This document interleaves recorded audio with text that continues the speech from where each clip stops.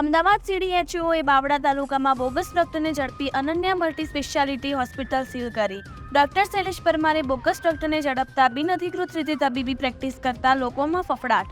અમદાવાદ જિલ્લાના મુખ્ય જિલ્લા આરોગ્ય અધિકારી ડોક્ટર શૈલેષ પરમારે બાવળા તાલુકાના કેરાડા ગામમાં ગેરકાયદેસર તબીબી પ્રેક્ટિસ કરતા બોગસ ડોક્ટરને ઝડપ્યો અને અનન્ય મલ્ટી સ્પેશિયાલિટી હોસ્પિટલને સીલ કરવામાં આવી હતી. મુખ્ય જિલ્લા આરોગ્ય અધિકારીએ બોગસ ડોક્ટરને ઝડપતા બિનઅધિકૃત રીતે તબીબી પ્રેક્ટિસ કરતા લોકોમાં ફફડાટ વ્યાપી ગયો છે.